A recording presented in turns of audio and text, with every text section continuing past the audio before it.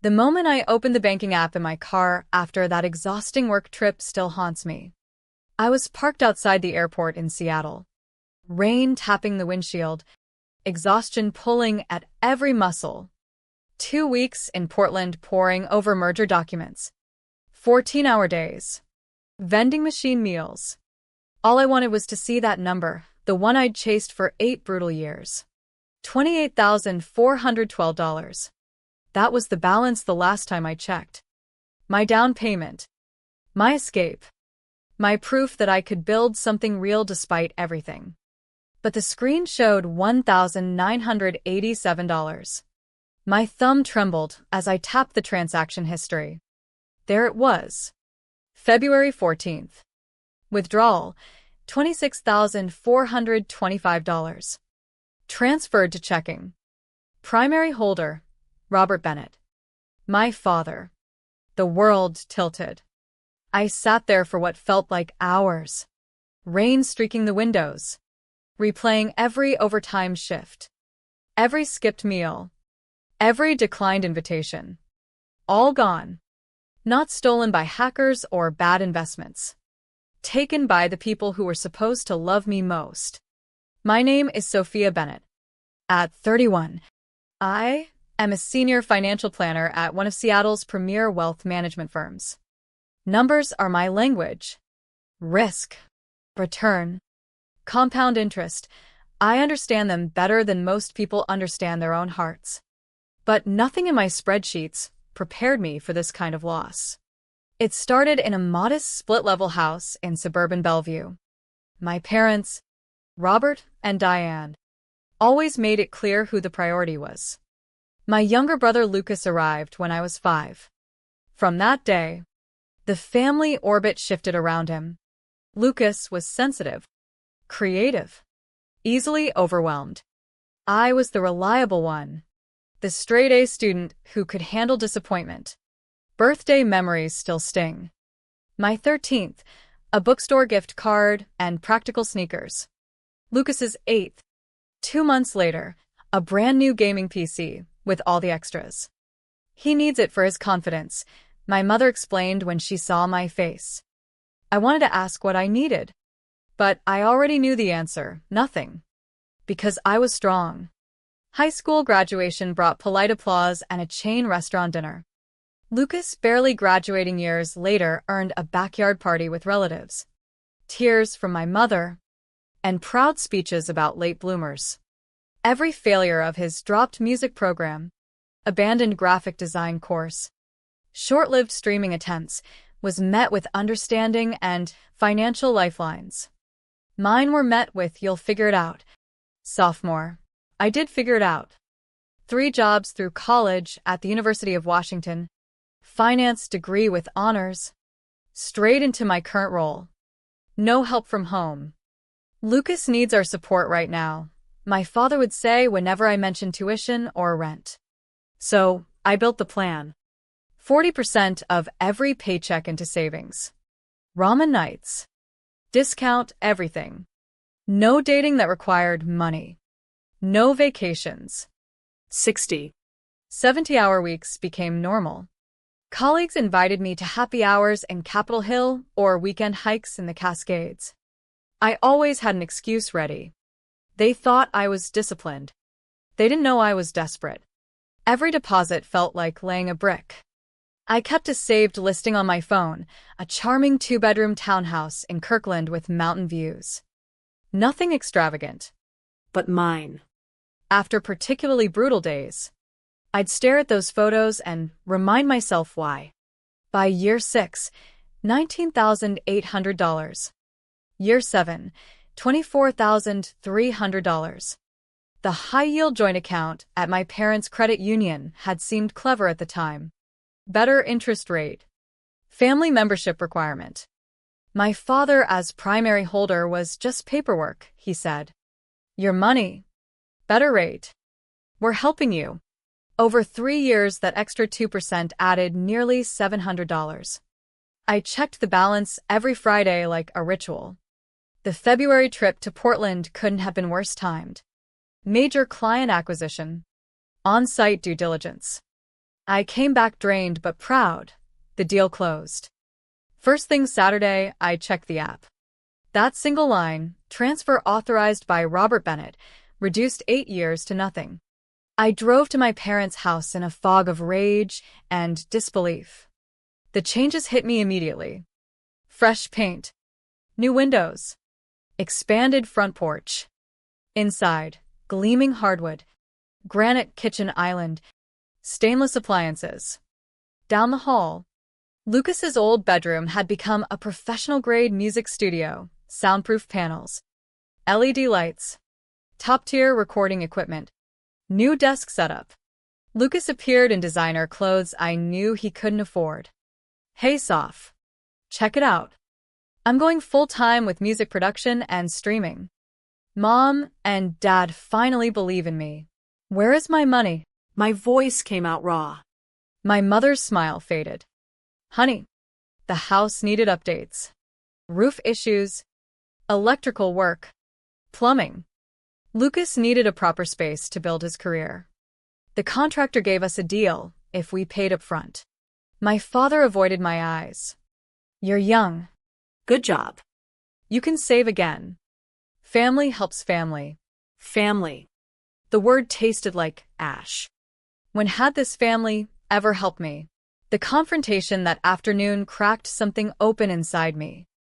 I cried angry tears in their newly renovated kitchen, demanding answers. They called me selfish, dramatic, materialistic. Lucas laughed. It's family money, but it wasn't. Every cent came from my paychecks, my overtime, my sacrifices. Missed weddings, lonely weekends, a dating life that never started. All transformed into granite countertops and studio gear for the brother who never held a steady job past 6 months. That night in my cramped one-bedroom apartment with thin walls and temperamental heat, I stared at the mocking balance, $1,987. Shock gave way to something colder. Clarity. They assumed I would cry, Complain. then move on. They thought I was strong enough to absorb the blow. They were right about my strength. But they had no idea what I would do with it. 3 days after discovering the transfer, I returned to their house Sunday evening. They were gathered around the new island eating off expensive dishes. I stood in the doorway like an intruder. We need to talk about my money. My mother sighed theatrically. Sophia, we've been over this. The house needed work. No. You wanted luxury upgrades. There's a difference. I showed them old photos of the house from 6 months prior. No leaks. No broken windows. Functional before. My father used his patient tone. Property investment. Soph. You understand finance. I understand theft. Lucas pushed back. God, you're so dramatic. It's not like you were starving. That money was my future. The down payment I earned through 8 years of grinding. The argument escalated. They accused me of selfishness, hoarding while families struggled. I gestured at the renovations. What struggle? Lucas living rent-free? You retiring early?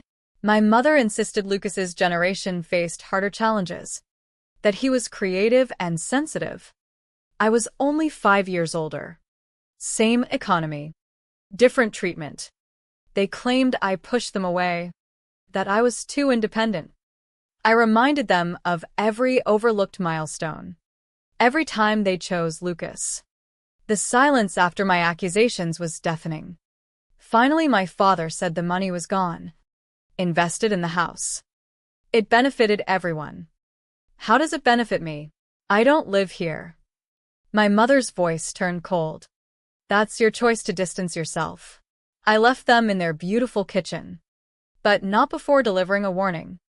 You made me an investor in this property, whether you like it or not. Investors have rights. The next morning I called Rachel Chin, my old college study partner turned property attorney. She listened without interruption. Bring everything. Bank statements. Pay stubs. Screenshots of the renovation posts your mom made bragging about upgrading the family home and giving Lucas the space he deserves. Document every conversation from now on. I spent the week assembling records. 8 years of overtime pay stubs, transfer receipts, the joint account agreement. Rachel reviewed them at her office. This is strong. Unjust enrichment in Washington state. The paper trail shows every dollar came from you. The joint account gives access, Not ownership. their social media posts and text admissions that it was your savings are damning. She pulled property records. House valued around $460,000 with $185,000 mortgage remaining. My $26,000 plus represented significant equity contribution. Can I get it back? Better. We can argue for constructive trust and proportional ownership. They can't repay easily. Your father near retirement. Mother part-time. Lucas zero stable income. We push for the house if they refuse cash. Rachel drafted a demand letter that was surgical. Conversion. Unjust enrichment. Possible felony theft over $20,000 in Washington. Emotional distress. Legal fees. Demanded full repayment plus interest or equivalent equity transfer. Delivered it Tuesday. Their panic started immediately. My mother left desperate voicemails. My father sent negotiating texts. Lucas posted vague social media rants about family betrayal before deleting them. Extended relatives began calling, my aunt playing peacemaker. Cousins I hadn't spoken to in years, suddenly concerned. My father even showed up at my office lobby one afternoon. In the cold March wind, he offered a partial for a 1K withdrawal, $10,000. Hidden from my mother. I refused. The family pressure mounted. Guilt trips about destroying the family. How my mother couldn't sleep. How Lucas was devastated. Every call only hardened my resolve. They had 8 years to value my dreams. They chose not to. Now, they wanted mercy. They never showed me. 72 hours later, their budget attorney Richard Moss called Rachel. He sounded outmatched. Offered $500 monthly repayment plan. Rachel laughed. 5 years without interest while I lost my market opportunity. Counter. Full repayment plus damages or civil suit plus criminal referral. Extended family escalated pressure. More calls. Messages about forgiveness. I stayed silent. My father's office visit was the lowest point emotionally. He couldn't name one time they chose me over Lucas. The silence proved everything. Rachel filed the civil suit Monday morning in King County Superior Court. It became public record. Neighbors, co-workers, everyone would know. The 30-day response period brought more desperation. Second mortgage denied. Relatives couldn't help. Lucas tried a Save Our Home streaming event that backfired when viewers learned the truth. Their final counteroffer, $30,000 lien payable on sale, likely when they died. Rachel rejected it. We pushed forward. The hearing date approached. I dressed carefully in my best tailored suit. Rachel organized documents with precision. My family arrived looking aged and defeated. Lucas avoided eye contact. My mother wore sunglasses indoors. My father's posture had shrunk. Moss shuffled papers nervously. Judge Elena Vargas reviewed the summary. Rachel presented the evidence methodically. Pay stubs proving origin. Transaction records. Text admissions. Social media bragging. Property valuation showing my contributions' impact. Moss argued family account misunderstanding. Judge interrupted. Taken without knowledge or consent. My mother stood, voice cracking. We raised her. Thought she'd understand. House needed work. Lucas needed support. I stood too. What I needed never mattered. The judge allowed me to speak. I detailed the 8 years of 60-hour weeks. Skipped meals. Thin-walled apartment. Every sacrifice for independence they dismissed. I listed the unequal treatment from childhood, scholarships ignored, vacations canceled for me, but not him. Milestones overlooked. Lucas protested I was destroying the family over money. I reminded him his studio equipment came from my savings. Judge Vargas pressed them directly. Did the money come entirely from my employment? Yes. Taken without consent? Yes. Used for improvements and son's purchases? Yes. She removed her glasses. In my years on the bench, I've rarely seen such clear financial exploitation by parents against their child. She ruled in my favor. 30 days to repay $26,425 plus maximum legal interest from conversion date, plus $5,000 legal fees. If not, lien on property allowing for sale after 90 days. My family sat frozen. Lucas whispered about being homeless. My father said quietly I had lost my family. I replied, I lost them the day they decided I mattered less. The 90 days became a tense countdown. My parents tried everything. Loans denied. GoFundMe removed for policy violations. Relatives exhausted. Lucas's streaming pleas drew mockery once the full story spread. On day 89, Moss called with their last offer, sign over the deed to avoid forced sale. We accepted. Closing at the title company was somber. Same table where families usually celebrated new homes. My mother cried continuously while signing. My father's hands shook. Lucas stared at the wall. The agent ignored the tension, announcing the deed would record that afternoon. Keys upon recording. For hours later I stood before the house. The key turned with a solid click. Inside, afternoon light highlighted the hardwood floors. Granite island. Stone fireplace. Every upgrade financed by my stolen dreams. Lucas's former studio echoed empty after they sold the equipment for moving costs. I walked each room slowly. Surfaces bore no trace of my childhood. Everything replaced.